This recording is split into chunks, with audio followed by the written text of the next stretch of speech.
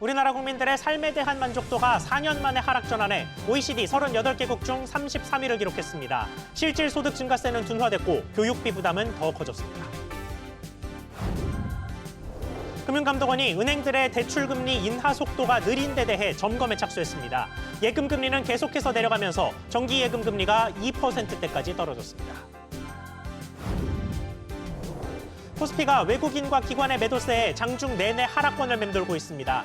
미국에서 경기 둔화 속 물가가 오르는 스태그플레이션 우려가 커지면서 삼성전자, SK하이닉스, LG에너지솔루션 등 시가총액 상위 종목들이 줄줄이 하락세입니다. 롯데그룹의 실질적 지주사인 호텔롯데가 처음으로 위탁 운영 방식을 통해 국내 신규 호텔 개점을 추진하고 나섰습니다. 호텔이 브랜드 사용권만 빌려주는 방식으로 유동성 위기설 속에 비용을 절감하려는 노력으로 풀이됩니다.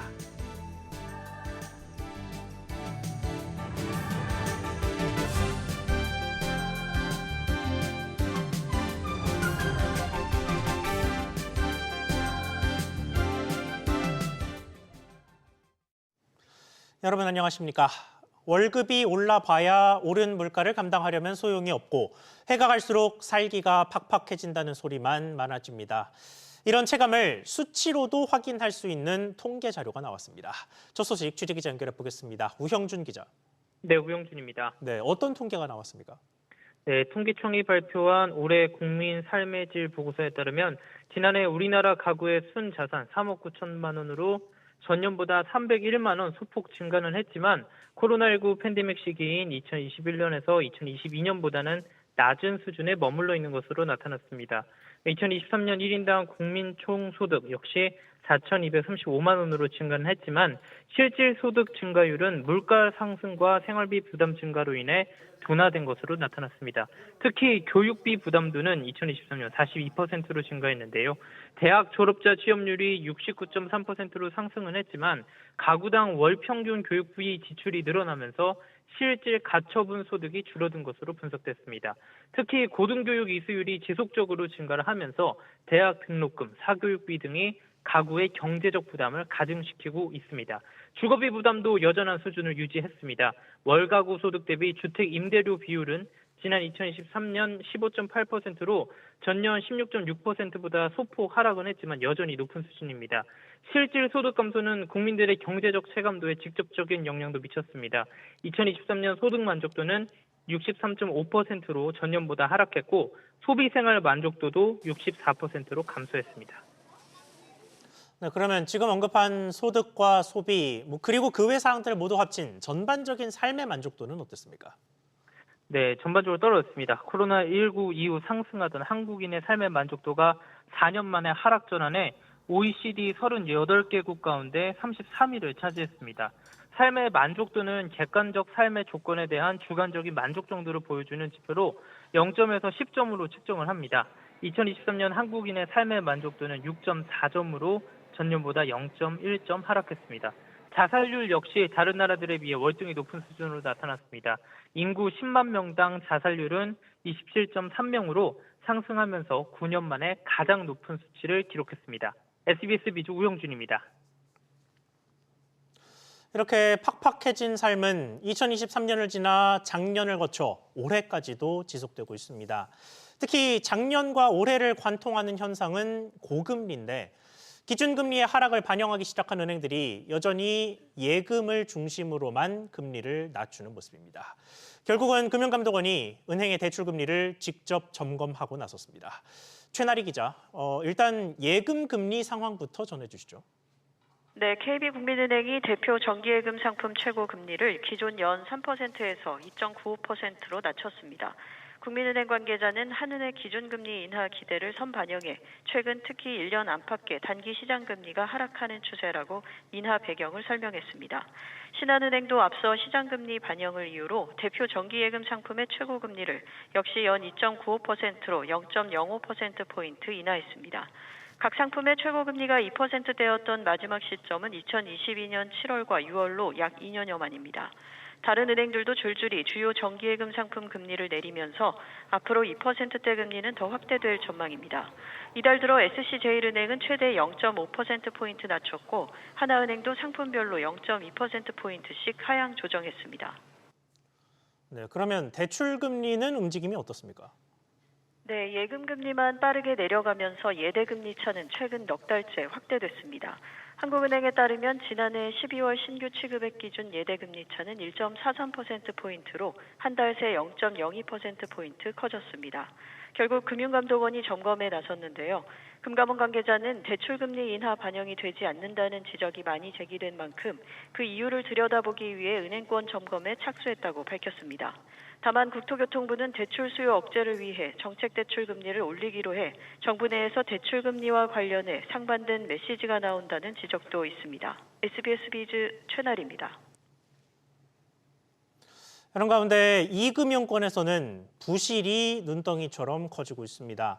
특히 저축은행의 연체 규모는 3년 만에 264% 폭증하면서 금융감독원이 역시 현장 검사를 진행하기로 했습니다. 최윤아 기자, 일단 저축은행의 연체액이 줄어들 줄은 모릅니다. 네, 지난달 저축은행 업권의 연체 규모는 9조 1천억 원으로 지난해 말 8조 3천억 원보다 9.6% 증가했습니다. 2조 5천억 원이었던 2021년 말과 비교하면 3년여 만에 264% 급증한 겁니다. 전금융권 중 가장 빠른 증가율로 프로젝트 파이낸싱 부실 정리가 지연된 탓이란 분석입니다. 금융감독원은 저축은행 업권이 금리 인하 기대감에 편승해 PF 부실 정리에 유독 늦장인 점을 지적하며 다음 달 현장 검사에 나서겠다고 밝혔습니다. 네, 그런데 이게 저축은행만의 문제가 아니고 이금융권 전반적으로 위기감이 커지는 모습입니다. 네, 카드사와 보험사 연체액도 해마다 불어나고 있습니다. 전업 카드사 대출 연체 규모는 1조 5천억 원으로 지난해 말 대비 15.4% 증가했고 생명보험 업권도 지난해 말 4천억 원에서 5천억 원 규모로 늘었습니다. 이런 가운데 대출 규모가 가장 큰 은행업권 연체 규모도 20% 가까이 증가하면서 금융권 전체 연체 규모는 24조 원에 육박했습니다. SBS 비즈 최윤아입니다. 자, 대출 문제에서 조금 벗어나서 금융감독원과 보험사들 사이에서 벌어지는 일들 연달아서 짚어보겠습니다. 법인이 경영진의 유고에 대비하기 위해 가입하는 보장성 보험을 경영인 정기보험이라고 합니다. 여기서 불완전 판매 등의 문제가 지속적으로 발생하자 금융당국이 지난해 말 상품 개선에 나섰는데요. 그런데 이 과정에서 절판 마케팅이 기승을 부린 것으로 나타나면서 역시 당국이 검사에 나서기로 했습니다. 신성우 기자. 네, 신성우입니다. 네, 어느 보험사가 검사를 받습니까? 네, 금융감독원은 절판 마케팅 의혹에 대해 한화생명을 우선 검사 대상으로 선정하고 고강도 검사에 나서겠다고 밝혔습니다. 금융감독원은 15개 생명보험사들에 대해 상품 개선 직후 약 일주일간 모니터링을 실시했는데요. 이 중 11개 보험사에서 절판 마케팅이 기승을 부린 것으로 나타났습니다. 모니터링 기간 동안 11개 보험사의 일평균 계약 체결 건수는 327건으로 직전월 대비 7.9% 늘었고요. 일평균 초회 보험료는 약 87% 상승했습니다. 11개 보험사 중에서 한화생명의 판매 실적이 가장 크게 뛰었는데요. 판매 건수는 직전월 대비 22% 늘었고 초회 보험료는 2배 넘게 뛰었습니다. 전체 생보사 판매 규모에서 한화생명이 차지하는 비중도 약 3분의 1에 달했습니다. 앞서 한화생명은 관련해서 금감원의 현장 조사도 받은 바 있습니다. 네, 그러니까 한화생명으로 시작을 하지만 전체 보험사로 퍼질 수도 있는 문제 같은데 경영인 정기보험 상품의 문제는 어떤 것들입니까? 네, 보험 상품 설계부터 판매, 상품 인수, 사후 관리 단계까지 전 과정에서 문제가 나타났습니다. 대표적으로 절세 효과만을 강조해 부정확한 내용으로 보험 가입을 유도하거나 판매 과정에서 직접 금전 등 특별 이익을 제공하는 경우가 확인됐고요. 또 별도 인수 기준을 마련하지 않아 계약자가 법인이 아닌 개인이거나 피보험자가 법인의 경영진이 아닌 계약이 다수 나타났습니다. 금감원은 향후 상품 판매 전 과정을 종합적으로 살피고 회사들의 내부 통제를 강화한다는 방침입니다. SBS 비즈 신성우입니다. 롯데손해보험이 보험 해지율을 계산할 때 금융당국이 제시한 통일된 가이드라인을 따르지 않아 논란이 되고 있습니다. 금융당국에서는 바람직하지 않다는 압박을 주고 있어서 롯데손보의 부담이 커지고 있습니다. 오서영 기자. 네, 오서영입니다. 네, 금융감독원이 행정지도 개정을 앞두고 있다면서요? 네, 그렇습니다. 금감원은 보험사 해지율 산출과 적용에 관한 모범 규정 개정을 예고했습니다. 해지율은 보험사 수익성과 직결되는 요인 중 하나인데요. 이 산출 기준의 원칙을 행정 지도상에도 반영하는 움직임입니다. 금융당국이 바람직하다고 여기는 최적 해지율 산출 원칙을 권고하는 셈인데요. 앞서 지난해 금융당국은 보험사들의 계리적 가정에 있어 통일된 가이드라인을 마련한 바 있습니다. 보험사들이 새로운 회계 제도인 IFRS 17 도입 이후 각사별 산출 근거가 다르다 보니 일부 실적 부풀리기 논란이 불거졌기 때문인데요. 앞으로는 과대 계상을 못하도록 계리적 가정할 때 중립적이고 최선적인 추정을 하라는 가이드라인인 겁니다. 다만 금감원의 행정지도는 법상 규제는 아니기 때문에 강제성은 없습니다. 네, 강제성이 없더라도 롯데손보 입장에서는 눈치를 볼 수밖에 없을 텐데 지금 롯데손보의 움직임은 어떻습니까? 네, 현재 롯데손보는 금융당국이 권고하는 원칙 모형에 따르지 않고 기존 방식을 고수 중입니다. 이유는 수익 때문인 것으로 풀이되는데요. 무저해지 보험의 경우 해지 시 환급금이 없기 때문에 중도의 소비자가 해지할 만한 요인이 없습니다. 그런데도 롯데손보는 완납 이전에 많이들 해지한다고 보고 수익성을 최대로 산출하고 있는 건데요. 많이 해지할수록 보험사는 이익을 보는 구조인데 결국 금융당국 가이드라인에 따라 원칙 모형을 적용하면 결론적으로는 수익이 줄어들어 손해를 볼 수 있는 상황입니다. 이에 대해 롯데손보는 당사 경험 통계 등을 바탕으로 회계의 실질에 가까운 모형을 적용한 것이라고 설명했습니다. 다만 김병환 금융위원장은 이런 예외적 모형 적용에 대해 충분한 근거가 있어야 한다며 점검하겠다고 밝혔습니다. SBS 비즈 오서영입니다. 다음 소식입니다. 기업 이사의 충실 의무 대상을 회사에서 주주로 확대하는 내용이 담긴 상법 개정안이 국회 법사소위에서 논의가 됩니다. 여당과 재계가 강하게 반발하고 있는 사안이라 본회의 통과까지는 진통이 예상됩니다. 김한진 기자, 상법 개정안 심사가 다시 진행됩니다. 네, 국회 법제사법위원회가 법안심사 제1소위원회를 열고 상법 개정안에 대해 논의합니다. 야당인 더불어민주당은 지난해 11월 상법 개정안을 당론으로 채택했는데요. 당시 채택안에는 주주에 대한 충실 의무 확대와 대규모 상장사 집중투표제 의무 적용, 감사위원 분리선출 확대, 그리고 전자주주총회 도입 의무화 등이 담겼습니다. 지난달 15일 국회 공청회까지 진행을 했지만 이후 22일 열린 소위에서 여야 합의가 불발됐고 오늘 다시 심사 테이블에 올랐습니다. 네, 그러면 이번에는 처리 가능성이 있습니까? 네, 여당과 재계가 강하게 반발하는 만큼 오늘 법사위 소위에서 합의 처리는 어려울 것으로 보입니다. 민주당은 이사 충실 의무 범위 확대와 전자주총 근거 규정 마련 등 일부 조항을 분리한 개정안을 우선 처리할 수도 있는 것으로 알려졌습니다. 야권 주도로 강행 처리될 가능성도 있는데요. 오늘 소위에서 통과시킨 후 전체 회의를 거쳐 오는 27일 본회의까지 일사천리로 통과될 수 있다는 전망도 나옵니다. 경제 8단체는 어제 위기 상황에서의 상법 개정은 우리 경제와 기업의 부작용을 초래할 것이라며 개정 중단을 촉구하기도 했는데요. 한국경제인협회와 한국상장회사협의회가 매출 상위 600대 상장사를 조사한 결과 절반 이상은 상법 개정이 기업 경영에 부정적 영향을 미칠 것이라고 우려했습니다. SBS 비즈 김한진입니다. 외국인과 기관의 동반 매도세에 코스피와 코스닥이 동반 하락하고 있습니다. 미국 경기 둔화에 대한 우려가 커진 데 따른 것으로 보이는데 자세한 시장 상황 취재기자 연결해서 알아보겠습니다. 이한나 기자.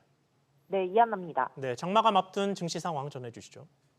네, 코스피 지수는 오후 3시 10분 기준 전거래일보다 0.44% 내린 2,640대에 거래 중입니다.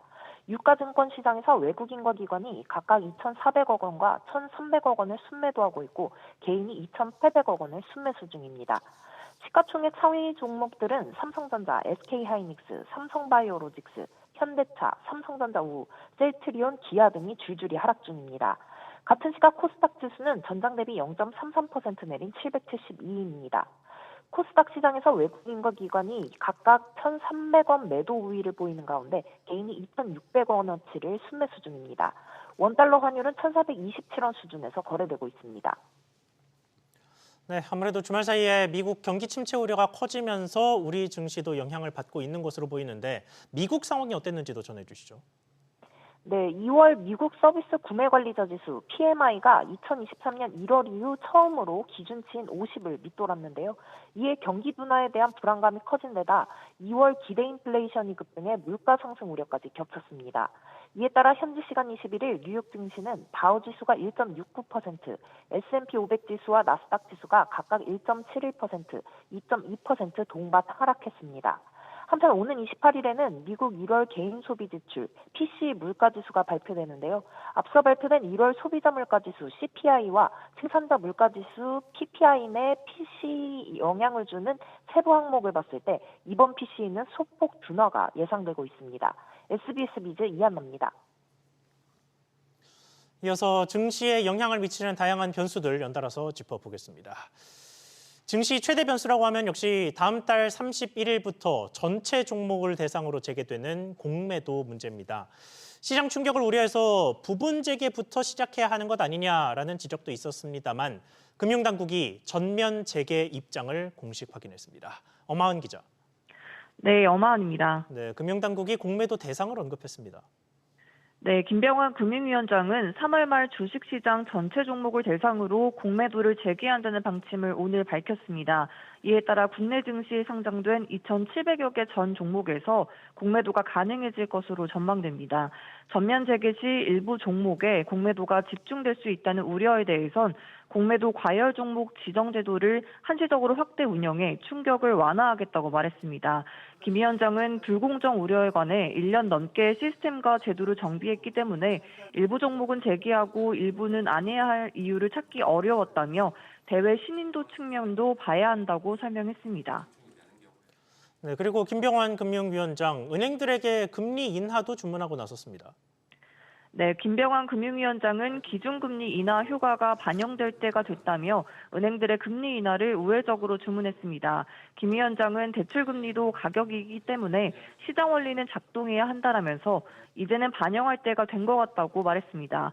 금융감독원이 은행들에 대한 대출금리 산정 근거 점검과 관련해선 금리가 시장 원리에 따라 결정되고 있는지를 점검하는 차원이라고 설명했습니다. 다만 대출금리 인하에 따른 대출 경쟁 과열이 발생할 경우 가계부채가 급증할 수 있다는 점을 의식해 시장 논리를 강조한 것으로 보입니다. SBS 비즈 엄하은입니다. 다음 달 대체 거래소 출범을 앞두고 미래에셋증권이 국내 주식시장 수수료를 일괄 인하하는 것으로 확인됐습니다. 업계 1위가 국장 내 수수료 경쟁에 나서는 만큼 다른 증권사들도 참전할지 주목됩니다. 이민우 기자, 미래에셋증권이 수수료를 낮춘다고요? 네, 미래에셋증권이 다음 달 4일 대체거래소 출범을 앞두고 국내 주식시장 매매 수수료를 일괄적으로 낮춥니다. 구체적으로 온라인으로 가입하는 일반적인 관리 계좌 기준으로 0.014%에서 0.01%로 낮아집니다. 영업점 관리 계좌의 경우 0.136%, 기타 모바일 매체 수수료의 경우 카카오증권에서는 0.011%, 증권통에서는 0.046%로 낮아집니다. 현재 미래에셋증권은 한국투자증권과 비슷한 수수료를 제공 중인데요. 이번에 최저 수수료를 0.01%로 낮추면서 국내 10대 증권사 중에서 메리츠증권을 이어서 가장 낮은 수수료를 제공하게 됩니다. 다만 미래에셋증권은 기존에는 수수료 끝자리가 9원이 나오면 안 내도 됐지만 이번에 수수료 산정 기준을 바꿔 이제부터는 1원 단위도 수수료를 받기로 했습니다. 네, 어쨌든 전반적으로는 인하 효과가 나올 텐데 다른 증권사들도 이런 인하 경쟁에 나설까요? 네, 그럴 것으로 보입니다. 지난해 토스증권이 해외 주식 수수료 무료화 정책을 피면서 메리츠증권 등 증권사들이 수수료 인하 경쟁에 뛰어든 바 있습니다. 대형사의 국내 주식 수수료 인하가 올해 국내 주식시장에 영향을 미칠지 관심이 모이는데요. 이번 달 국내 증시 하루 평균 거래 대금은 지난해 6월 이후 처음으로 20조 원을 돌파하면서 국내 증시로 자금이 유입되는 상황입니다. 한편 지난해 국내 주식 매매 수수료 수익은 미래에셋증권이 4,029억 원으로 1위를 차지했습니다. 이어 KB증권, 삼성증권, NH투자증권이 뒤를 이었습니다. SBS 비즈 이민우입니다. 다음으로 기업들 소식입니다. 자산 효율화를 진행 중인 호텔롯데가 국내 호텔 사업에 처음으로 위탁 운영을 도입합니다. 브랜드 이름값을 받고 운영이나 투자는 외부 업체에 맡기는 방식으로 비용 절감에 나선다는 계획입니다. 정대한 기자의 보도입니다. 호텔롯데의 4성급 호텔 브랜드 L7, 관광객 수요가 많은 서울 명동과 홍대 등에 위치한 데 이어 올해 안에 동대문 청량리 인근에 국내 5번째 L7이 들어설 예정입니다. 하지만 운영은 롯데가 아닌 외부 업체가 맡습니다. 호텔롯데 관계자는 올해 청량리의 위탁 운영 방식으로 L7을 여는 방안을 검토 중이라며 구체적인 오픈 일자나 객실 규모 등은 확정되지 않았다고 설명했습니다. 호텔롯데가 국내 호텔 사업의 위탁 운영 방식을 도입하는 건 이번이 처음으로 L7 브랜드 사용료를 받으면서 운영과 부동산 관련 비용은 모두 외부 업체가 부담합니다. 하얏트 호텔부터 해가지고 전 세계 글로벌 맞습니다. 기업들이 하던 거를 지금 한국이 로컬에서 명성 있는 기업이 하는 거죠. 브랜드 사업이 하나의 새로운 수익원으로 되는 거죠. 자산 효율화를 진행 중인 호텔롯데는 위탁 운영 확대와 함께 일부 호텔 매각을 추진하며 군살 빼기에 나서고 있습니다. 올해 L7 시티호텔 중 한 곳을 매각하고 스위스 면세점과 롯데렌탈 지분 매각 등을 통해 모두 1조 3,900억 원 상당을 확보한다는 계획입니다. SBS 비즈 정대한입니다. 한솔이 본업인 제지업 불황에 대응하고자 각종 신사업에 골몰하고 있습니다만 효과가 신통치 않습니다. 소비자들을 겨냥한 종합 인테리어 플랫폼 사업을 추진했지만 3년도 안 돼 접기로 했습니다. 취재기자 연결해 보겠습니다. 신채연 기자. 네, 신채원입니다. 네, 아예 법인 자체를 없앤다는데 무슨 말입니까?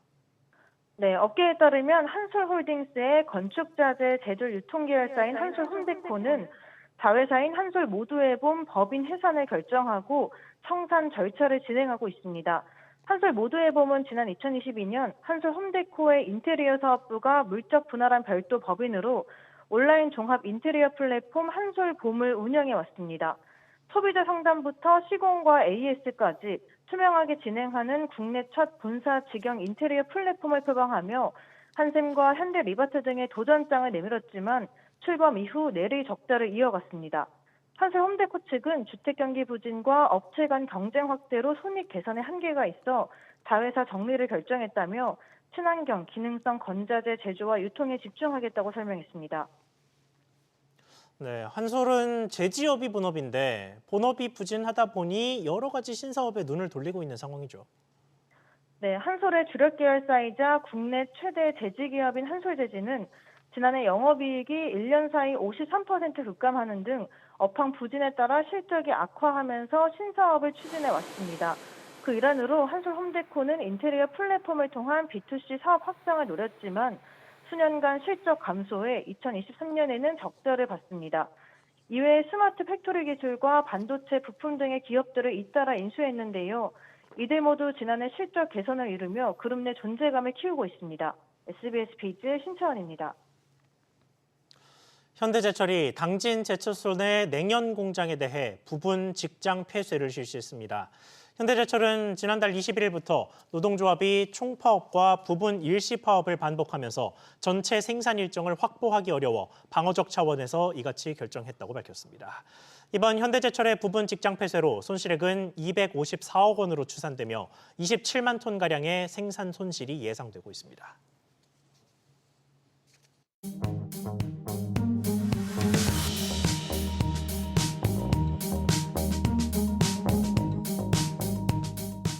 안녕하세요. K웨더 공기진흥센터에서 전해드리는 대기오염 예보입니다. 전국 공기질 실황입니다. 깨끗한 상태를 보이고 있습니다. 다음은 서울시 동별 공기질 실황입니다. 역시 청정하고요. 워스 지역도 보통 수준에 해당하고 있습니다. 오늘 전국 하늘 대체로 맑겠고요. 낮부터는 기온이 오르면서 추위가 조금은 덜해지겠습니다. 한편 대기가 건조한 가운데 강한 바람이 불겠고 공기질은 청정하겠습니다. 대기의 순환이 원활하기 때문인데요. WHO와 환경부 기준 모두 전국 좋음에서 보통 단계가 예상됩니다. 내일 중서부를 시작으로 당분간 전국적으로 공기질이 탁하겠는데요. 호흡기 건강에 각별히 유의하셔야겠습니다. 대기오염 예보였습니다.